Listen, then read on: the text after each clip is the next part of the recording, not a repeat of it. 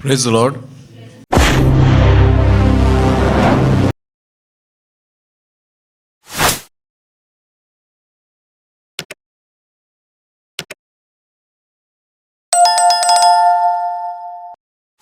परमेश्वर का धन्यवाद हो, उसने एक और अवसर दिया। उसकी दया, उसकी करुणा हमारे साथ है। और आज के वचन को हम देखेंगे उत्पत्ति में से, उत्पत्ति 50 और 20वीं आयत। यद्यपि तुम लोगों ने मेरे लिए बुराई का विचार किया था, परंतु परमेश्वर ने उसी बात में भलाई का विचार किया, जिससे वो ऐसा करे जैसा आज के दिन प्रकट है कि बहुत से लोगों के प्राण बचे हैं। धन्यवाद। क्या बोलता है यहाँ पर यूसुफ? यद्यपि तुम लोगों ने मेरे लिए बुराई का विचार किया था, परंतु परमेश्वर ने उसी बात में भलाई का विचार किया, जिससे ऐसा करे जैसा आज के दिन प्रकट है कि बहुत से लोगों का प्राण बचे। ये स्टोरी हम जानते हैं, इसको आज हम दोबारा देखेंगे और इसमें क्या सीखते हैं वो देखते हैं। यूसुफ इस्राएल के 12 बच्चों में से एक बच्चा था, और उसके 11 में से एक यूसुफ के साथ था, बल्कि 10 के 10 यूसुफ से चिढ़ते थे। और चिढ़ इसलिए नहीं थी कि यूसुफ उनको मारता था या अत्याचार करता था या फिर यूसुफ उनका हक मार रहा था, इसलिए चिढ़ नहीं थी। चिढ़ इसलिए थी कि यूसुफ से उसका पिता कुछ अधिक प्रेम रखता था। एक यूसुफ ही ऐसा मात्र था जिसने रंगीन कपड़े पहनता था और बाकी सब सफ़ेद कपड़े पहनते थे। ये समय वो था जब रंगीन कपड़े पहनना बहुत बहुमूल्य हुआ करता था। रंग कपड़ों के अंदर बहुत बहुमूल्यता और एक प्रतिष्ठा को दिखाता था। जब यूसुफ ऐसा रहता था तो उससे, उसकी आशीषों से ये लोग चिढ़ने लगे। अब इसमें यूसुफ की कोई गलती नहीं है, परमेश्वर ने उसको चुना उसको आशीष देने के लिए।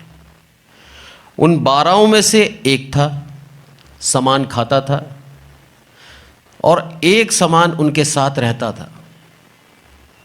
पर जब यूसुफ को थोड़ा सा एक्स्ट्रा मिला तो ये सारे के सारे उससे चिढ़ने लगे। ये दर्शाता है मसीह के अंदर यदि मसीह प्रेम नहीं है तो ऐसा होता है। जब इंसान उन्नति करता है, बढ़ता है, और उससे यदि चिढ़ने वाले बढ़ते हैं तो उनके अंदर मसीह प्रेम नहीं है। एक सगा बाप, उसी के 12 बेटे। सोचिए, भाई से चिढ़ रहा है, उसको उससे नफरत है, उससे यहाँ तक नफरत है कि मैं यूसुफ को मार दूंगा। कितना ज़्यादा द्वेष दिल में भरा हुआ है, कितना ज़्यादा उसके विरुद्ध में क्रोध है कि ये कैसे आगे बढ़ रहा है। ये तो सबसे छोटा था, बिन्यामीन था, पर यूसुफ उन लोगों से छोटा था। भला कैसे हमसे आगे बढ़ सकता है? कई बार हम परमेश्वर की इच्छा के ऊपर अपनी इच्छा चलाना चाहते हैं। कई बार परमेश्वर किसी को आशीष देना चाहता है, हम उसकी आशीष रोकते हैं। हम सोचते हैं इसकी आशीष को हम ख़त्म कर देंगे, हम इसके जीवन को ही ख़त्म कर देंगे तो परमेश्वर इसको आशीष कैसे देगा। सोचिए आप, कितना एक दुर्भाग्य है उन व्यक्तियों के लिए जो ऐसा सोचते हैं अपने भाइयों के लिए। आज हम भले ही अपने सगे भाई के लिए नहीं सोच रहे हो, पर मसीह में जो भाई बहन है, यदि उसके लिए भी हम ऐसा ही सोचते हैं तो हम में और यूसुफ के भाइयों में कोई अंतर नहीं है। यहां पर वो बोलता है साफ साफ, यद्यपि तुमने क्या सोचा था, मेरे लिए बुराई सोची थी, और बुराई सोची भी उन्होंने। वो चाहते थे कि इसको मार डालें ताकि इसने जो स्वप्न देखा है वो स्वप्न कभी पूरा ना हो।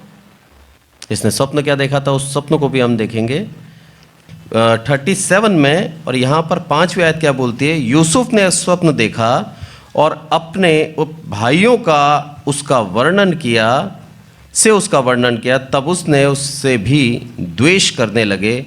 उसने उनसे कहा, जो स्वप्न मैंने देखा है उसे सुनो।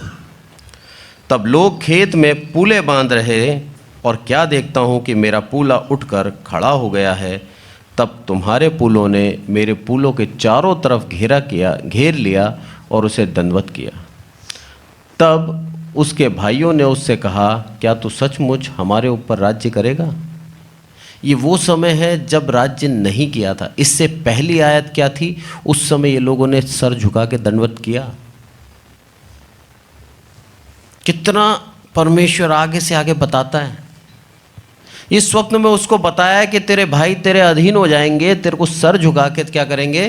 दंडवत करेंगे, और तू उनके ऊपर प्रभुता करेगा।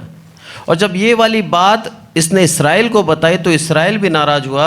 और उसके यदि हम देखें 10वीं आयत तो उसमें क्या कहा? इस स्वप्न का उसने अपने पिता और भाइयों से वर्णन किया। तब उसके पिता ने उसको डांट कर कहा, यह कैसा स्वप्न है जो तूने देखा है? क्या सचमुच मैं और तेरी माता तेरे भाई सब आकर तेरे आगे भूमि पर गिरकर दंडवत करेंगे?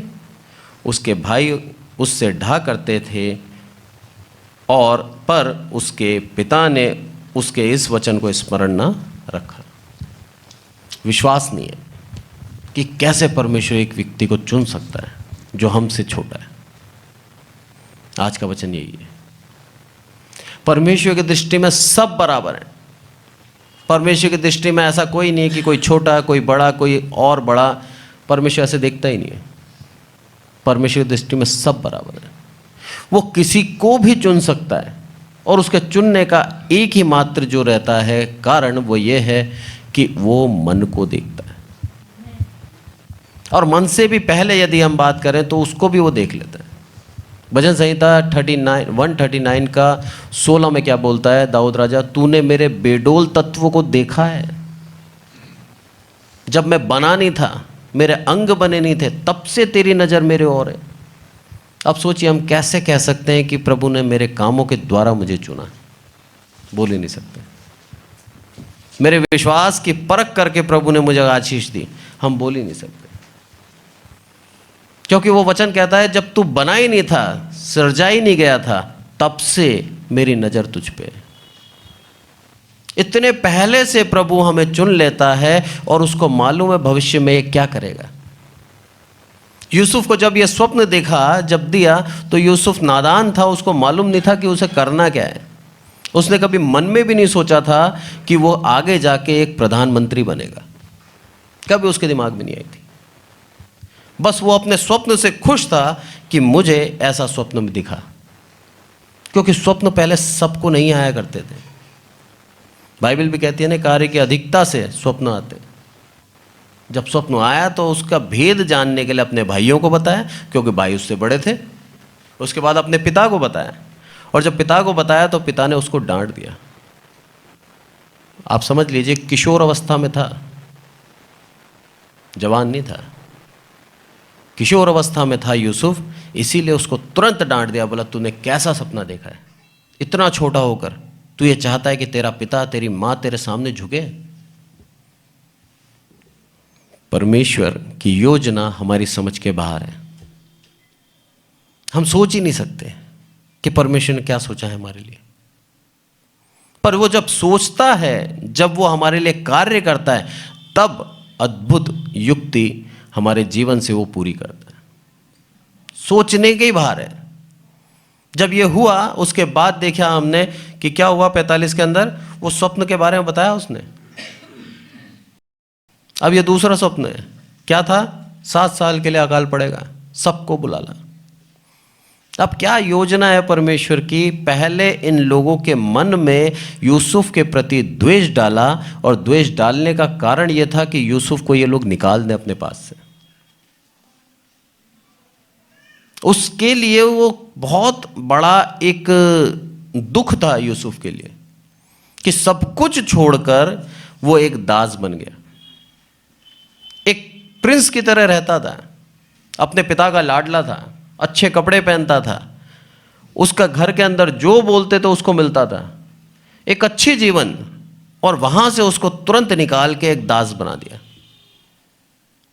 बोल सकता था प्रभु को, मैंने गलती क्या करी प्रभु, मैं तो तेरे पीछे चलता था, मैं हमेशा तेरी आज्ञाओं को मानता था, मैं तेरे पे विश्वास रखता था, पर तूने मेरा सब कुछ सेट बोलूँगा मैं, एकदम सब कुछ व्यवस्थित, सब कुछ था मेरे पास, एकदम से तूने सब कुछ छीन लिया और मुझे दास बना दिया।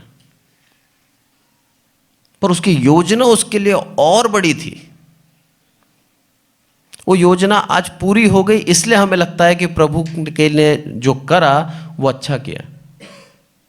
अगर वहीं कहानी खत्म हो जाती तो हम सोचते रह जाते कि प्रभु ने जो किया वो अच्छा किया। हम भी हमारे कंफर्ट जोन से बाहर निकलना नहीं चाहते।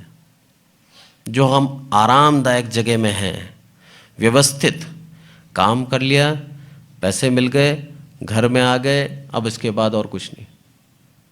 पर प्रभु आज हमें उस कंफर्ट जोन से निकालना चाहता है,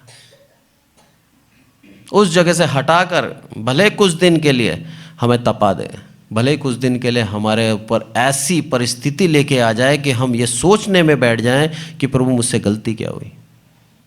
पर उसके बाद जो उद्धार होगा वो हमारी समझ के बाहर है, वो हमारी क्षमता के बाहर है। कुछ साल यूसुफ ने उस घर के अंदर एक दास बन के रहा, पर यूसुफ की विश्वास योग्यता देखिए, हर एक बार परमेश्वर का धन्यवाद दिया, हर एक अवस्था में प्रभु का धन्यवाद दिया और धन्यवाद देता हुआ अपने जीवन को जिया। शैतान ने उसकी परख करता रहा, हमेशा शैतान उसकी परख करता रहा, ये जानने के लिए कि क्या मैं इसको और बड़ा पद दूं तो ये विश्वास योग्य रहेगा या नहीं रहेगा। हमारी परख होती है, और परख का मतलब यही है कि हमें प्रभु एक क्लास से दूसरी क्लास ले जा रहा है, प्रमोट कर रहा है, बढ़ा रहा है हमें। हम उस परख से निराश ना हो, उस परख से नाराज ना हो कि प्रभु तूने मेरे पे अभी भी विश्वास नहीं किया। अरे वो जानता है मनुष्य का चरित्र क्या है, मनुष्य कहाँ पर आके टूटता है, उसको सब मालूम है। इसलिए हर एक जगह हमें बार बार परखता है और हमें मजबूत करता जाता है ताकि हम विश्वास में कमज़ोर ना हो। यूसुफ के साथ भी यही था, वो कमज़ोर नहीं पड़ा, उसके ऊपर गलत आरोप लगे, कोई दिक्कत नहीं, उन आरोपों को भूल गए सब लोग जब वो एक प्रधानमंत्री बना। उस आरोप को याद नहीं रखा किसी ने, और किसी का हियाव नहीं हुआ कि उसको उस आरोप के बाद उसको बोल सके जब वो प्रधानमंत्री बन गया, उसको नीचा दिखा सके। किसी के अंदर हियाव नहीं था। कोई ये नहीं बोल सकता था उससे कि तू वही है ना जिसको जेल में डाला था। डरते थे सब उससे, नज़र उठा के बात नहीं करते थे।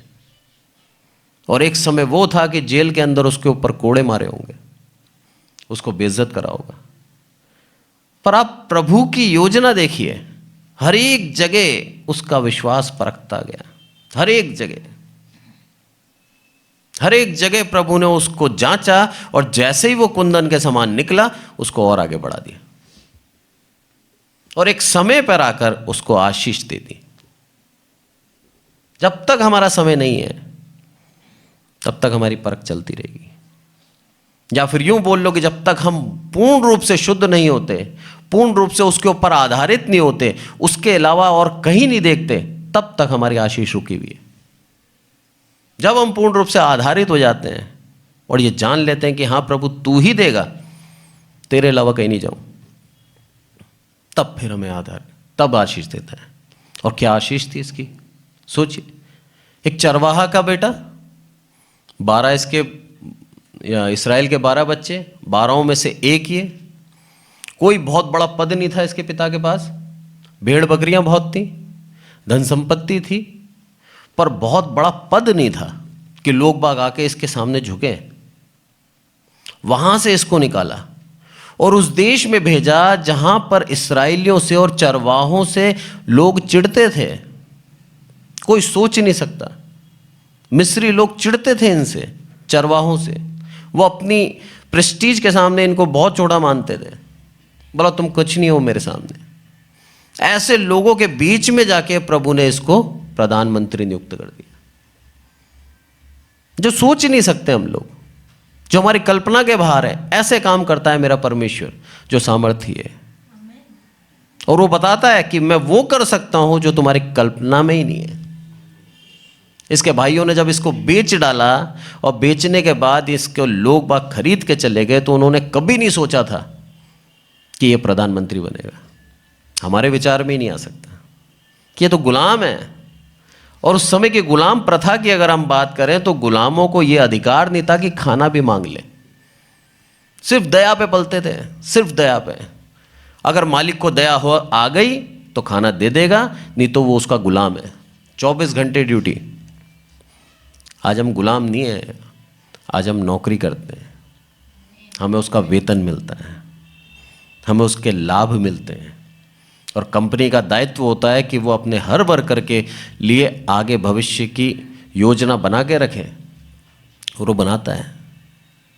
पर उस समय गुलाम हुआ करते थे, बेचे जाते थे, खरीदे जाते थे, और ये उस गुलामी में गया। पर उसके बावजूद भी इसका जो मालिक था वो इसका असली मालिक नहीं था, इसने अपना असली मालिक परमेश्वर को मान रखा था। यही कारण था कि वो उस गुलामी से आज़ाद हो गया, नहीं तो आज़ाद नहीं हो सकते थे।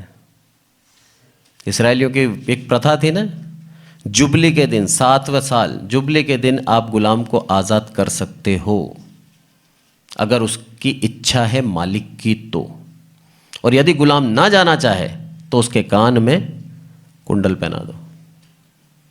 अब जीवन भर का गुलाम हो गया। और वो गुलाम को आज़ाद कैसे करते थे मालूम है आपको? 7 साल के अंदर उसने शादी करी, उसके बच्चे हो गए, उसने धन संपत्ति अर्जित करी, ठीक है, अब तेरे को आज़ादी चाहिए, अकेला जा, सब कुछ छोड़ जा। कौन जाएगा? कौन अपनी पत्नी छोड़ेगा? कौन अपने बच्चे छोड़ेगा? कौन अपने धन संपत्ति जो अर्जित करी वो छोड़ेगा? मतलब ये था कि तुम गुलाम में ही रहो, गुलामी में ही मरो। ये था वो गुलामी। उस गुलामी में बेचा था। कितना बुरा करना चाहा, मैक्स टू मैक्स बुरा करना चाहा। ये लोग इनको, यूसुफ को मार डालना चाहते थे, पर मारा नहीं। परमेश्वर ने उनके दिल में ये बोला कि इसको बेच दे, और उन्होंने बेच दिया। इससे और कुछ नीचा नहीं कर सकते थे लोग। उस गुलामी में बेच दिया, और उसके बाद परमेश्वर ने उस गुलामी से हटाकर उसको प्रधानमंत्री बना दिया। आज शैतान यही करता है हमारे साथ, यही करता है। फंसा लेता है अधर्म में, फंसा लेता है बुरे कामों में, और पाप की गुलामी में डाल देता है। फंस जाते हैं हम लोग, उस गुलामी से निकल नहीं पा रहे, दिल ब दिन उस दलदल में घुसते जा रहे हैं, घुसते जा रहे हैं, घुसते जा रहे हैं, उस पाप से बाहर ही नहीं आ पा रहे। परमेश्वर चाहता है कि उस पाप की गुलामी में से हम आज़ाद हो जाएं। और कब होंगे?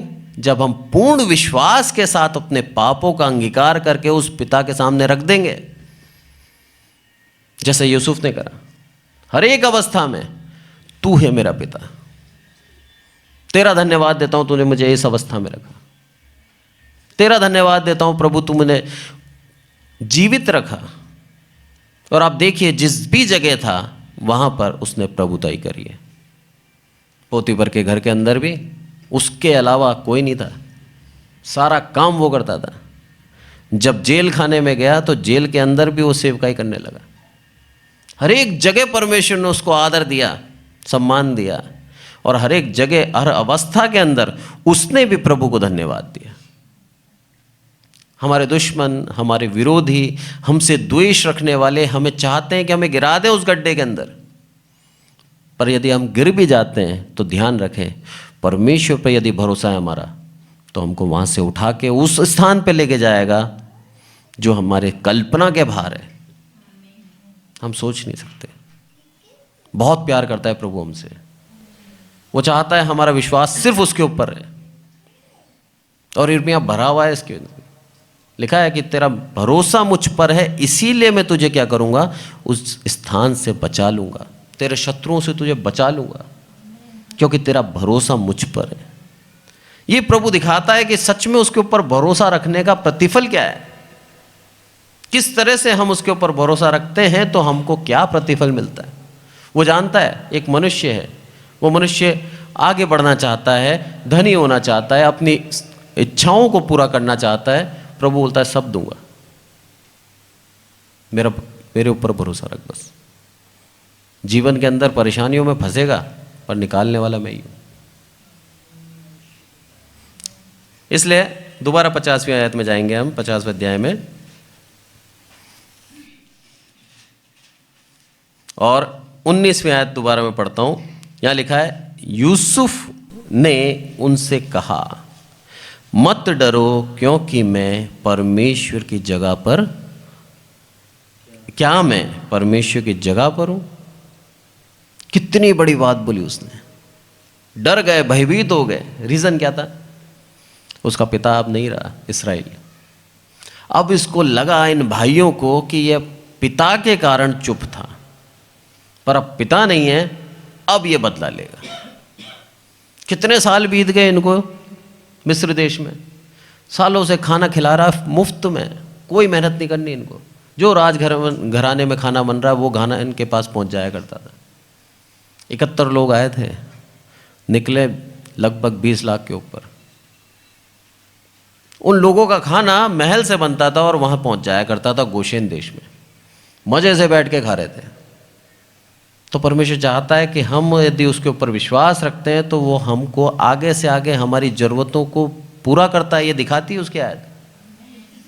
हमें ज़रूरत नहीं है मेहनत करने की, और इसका मतलब ये भी नहीं कि हम नौकरियां छोड़ के बैठ जाएं।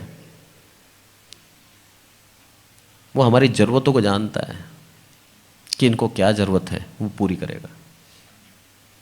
जब मज़े से खा रहे थे, यूसुफ का धन्यवाद चल रहा था, पता नहीं उसके सामने आके बोलते थे नहीं बोलते थे, पर जैसे ही इसका पिता गया और उसको मिट्टी दे दी गई, तुरंत आ गए यूसुफ के पास, डरते हुए, कांपते हुए, और क्या बोलते हैं कि 17वीं आयत, तुम लोग, हाँ पढ़िए, तुम लोग यूसुफ से इस प्रकार कहना कि हम विनती करते हैं कि तू अपने भाइयों के अपराध और पाप को क्षमा कर। हमने तुझसे बुराई की थी, पर अब हमारे पिता के परमेश्वर के दासों का अपराध क्षमा कर। उनकी ये बातें सुनकर यूसुफ रो पड़ा। रोएगा ने? उसके मन में आया कि मैंने इतने साल पहले इनको क्षमा कर दिया था, जब ये पहली बार आए थे मेरे पास खाना मांगने, अनाज मांगने। अरे तभी क्षमा कर दिया था मैंने, क्योंकि 45वें अध्याय में लिखा है ना, तब वो पूछता है तुम्हारा पिता जीवित है? बोला मैंने उसी समय क्षमा कर दिया था। पर आज तक ये भयभीत, आज तक इनके दिल में है वो कि इसने क्षमा नहीं करा। मैं रो पड़ा वो कि तुमने आज भी मुझे इतना छोटा समझा है। अब इसके पीछे 2 रीजन भी है। यूसुफ पूर्ण रूप से आशीषित था। सबसे पहली बात, उसका इतना उदार दिल क्यों था? मनुष्य हम गुलामी में रहता और बहुत ही बेकदरी वाली जिंदगी जी रहा होता तो शायद हो सकता है वो उसको क्षमा ना कर पाता। शायद, बाइबल नहीं कह रही है, पर एक मनुष्य के नेचर के हिसाब से बता रहा हूं मैं, कि उसकी जीवन एकदम टुकड़ों के मोहताज हो जाता तो शायद हो सकता है वो अपने भाइयों के लिए बोलता कि तुमने मेरे जीवन में ऐसा क्यों किया। पर आज वो आशीषित है। आज अपने उन दुखों को वो भूल गया है, अपनी आज की खुशियों के कारण। आज की खुशियों के कारण सब कुछ है उसके पास। पूरे मिस्र देश के ऊपर उसका हुकूमत चलती है और पूरी जगह उसका रथ चैरियट है उसके पास। उसके नीचे नौकर चाकर खूब है, उसके पास एक बहुत बड़ा घर है, उसकी एक सुंदर पत्नी है, उसके 2 बच्चे हैं, सब प्रकार से आशीषित है। आज उसको लगता है कि जो कुछ करा उसमें मेरा भला ही हुआ। प्रभु हमें माफ करने की अवस्था में जब डालेगा कि हम किसी को माफ करें, उससे पहले हमें आशीषित कर देगा। इतना आशीषित कर देगा कि जिन्होंने भी हमारे लिए गड्ढे खोदे हैं हम उनको बोलेंगे माफ कर दिया। बोला तुम माफ कर दिया, क्योंकि मैं आज उस स्थान पे हूं जहां तुम नहीं आ सकते। शायद इसी कारण बोला आज मैं उस स्थान पे हूं। बोला अब मैं क्या तुमसे मुकाबला करूंगा?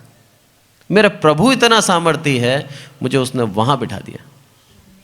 उसका वचन कहता है सर बनाऊंगा, पूंछ नहीं बनाऊंगा। विश्वास रखो उसके ऊपर। और वो विश्वास पूर्ण रूप से यूसुफ का था। इसीलिए बोलता है कि यद्यपि तुमने बुराई तो करी, मानता हूं, उसको स्मरण था उस बात का। ये वचन कहलाता है कि उसको स्मरण था कि उन्होंने बुराई करी और उस चीज को वो कहीं ना कहीं भूला भी नहीं है। पर हां, उसके बदले में मेरे साथ भलाई हुई है, इसीलिए मैं बहुत प्रसन्न हूं। परमेश्वर की योजना समझता हूं मैं इस बात को, कि बुराई करने के बाद भी मेरा प्रभु मेरे साथ था। इस चीज को दर्शाता है ये। शैतान गिराएगा, उस गड्ढे में डाल देगा, पर उस गड्ढे से निकाल कर कब सिंहासन पे बिठा देगा परमेश्वर, हमें पता नहीं है। उस विश्वास में बने रहे उस गड्ढे के अंदर भी, कि हां प्रभु तू मेरे साथ है, हां प्रभु तूने मेरी अगुवाई करी है, हां प्रभु तू मुझे लेके चल रहा है। जब तू मुझे अगुवाई करता है, मुझे लेके चलता है, तो मैं गड्ढे में भी गिरूं तो भी तू मुझे वहां से निकालेगा, क्योंकि अगुवा तू है। और जब तू अगुवा है तो मैं गड्ढे में रह नहीं सकता। भेड़ें चलती है ना, उनका चरवाहा आगे चलता है, और उसके बाद जब गड्ढे में जाती है, पहाड़ों पे ऐसी जगह पे चले जाती है जहां से वापस नहीं आ पाए, चरवाहा का काम है उनको लेके आता है, और वो लेके आता है उनको झुंड में वापस लेके आता है, उस अवस्था से निकाल देता है जहां पर उसके प्राणों को खतरा है। हमारा परमेश्वर भी चरवाहा है, हमारा प्रभु यीशु मसीह। उसका वचन कहता है हरी हरी चराइयों में चराऊंगा तुझे, हर एक खतरे से लेके आऊंगा तुझे। जाएगा तू, पर लेके मेरा आना, मेरा काम है लेके आना। इसलिए अंत में क्या बोलता है 21वें आयत, इसलिए अब मत डरो, मैं तुम्हारा और तुम्हारे बाल बच्चों का पालन पोषण करता रहूंगा। इस प्रकार उसने उनको समझा बुझाकर शांति दी। इसलिए अब मैं क्या कर रहा हूं, मत डरो। ना केवल तुम्हारा पर तुम्हारे बाल बच्चों का भी लालन पालन पोषण करूंगा। कितना बड़ा एक सोचिए, उन लोगों के ऊपर एक अंगारे रख दिए उसने सर पे। भला हमने तो चाहा था इसको मार डालना, और इसी की दया में हमें जीना पड़ रहा है।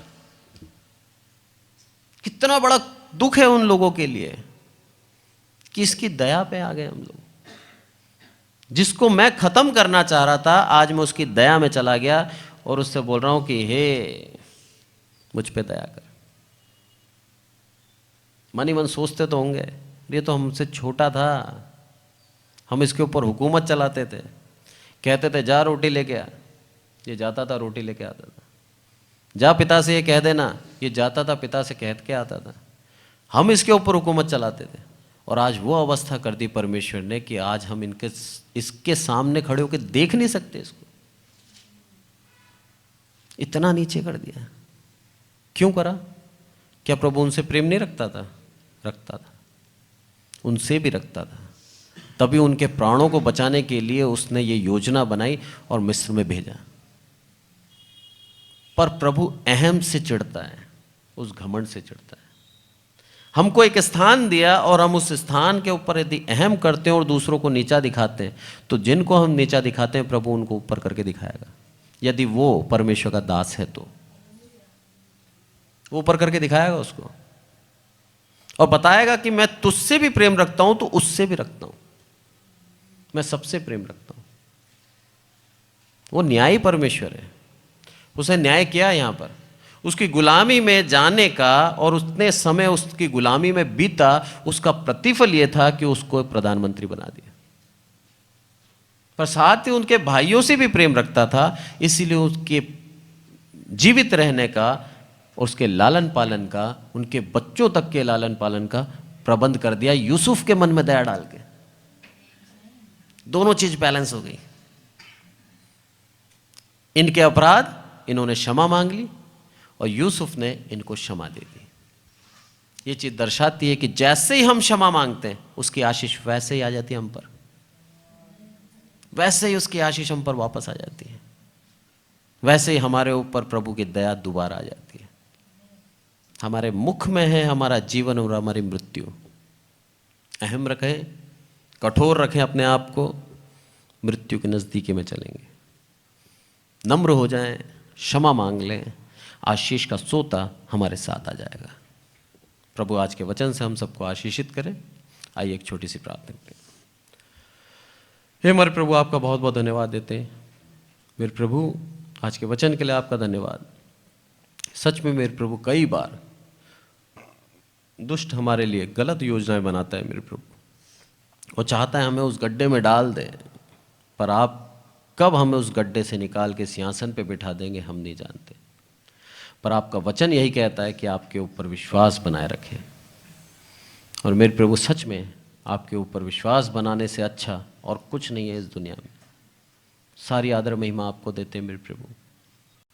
हम मेरे प्रभु कई बार उस पाप के दलदल में घुस जाते हैं मेरे प्रभु, पर आपका वचन कहता है कि मैं तुझे निकाल कर एक स्वर्ग राज्य दूंगा।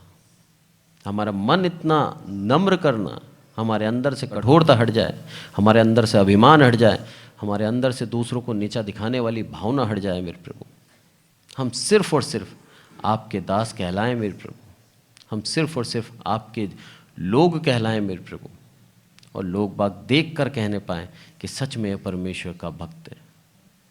सिर्फ आपकी महिमा और आपकी दया के कारण हो सकता है मेरे प्रभु, क्योंकि आपने तो हमारे पर उस दिन से चित्त लगा लिया। उस दिन से आप हमें देखते हैं जब हमारा पूरा अंग बने भी नहीं थे मेरे प्रभु, बेडोल तत्व थे हम, कोई आकार नहीं था। उस दिन से आप हमें देख रहे हैं मेरे प्रभु। कितना धन्यवाद दें हम आपको, आपकी दया, आपकी करुणा के लिए हम कितना धन्यवाद दें आपको कि आपने हमारे ऊपर अपना चित्त लगाया। मेरे प्रभु, इस कलीसिया के लिए प्रार्थना करता हूँ, यहाँ बैठे हर एक विश्वासी के लिए प्रार्थना करता हूँ। हर एक के लिए आपने योजना बना रखी है, और हर एक को मेरे प्रभु आप एक आदर मान का जीवन देना चाहते हैं। आज हम भले ही इस अवस्था में कि लोग बाग हमारे लिए कुछ भी कह सकते हैं, पर एक दिन आएगा मेरे प्रभु, उस आशीष को देखेंगे, तब मेरे प्रभु कहने से संकोच करेंगे। एक समय था यूसुफ को मेरे प्रभु बोलते थे कि तू व्यभिचारी है, तू गलत है, उसके ऊपर आरोप लगा था, उसको नीचा दिखाया गया था, उसका अपमान हुआ था, पर उन सब चीज़ों का आपने उसको प्रतिफल जो दिया, इतना बलवान बना दिया उसको, इतना सामर्थ्य बना दिया उसको कि उसकी तरफ देखकर भी लोग बात नहीं करते थे, सिर्फ आपकी दया से मेरे प्रभु। और वो चीज़ यूसुफ मानता भी था मेरे प्रभु। आपका हर एक अवस्था में धन्यवाद देना, उससे हम सीखते हैं मेरे प्रभु। हर एक अवस्था में धन्यवाद देना। आदर महिमा आपको देते हैं मेरे प्रभु। हम घटे आप बढ़े, प्रभु यीशु मसीह के नाम से मांगते हैं, आमीन।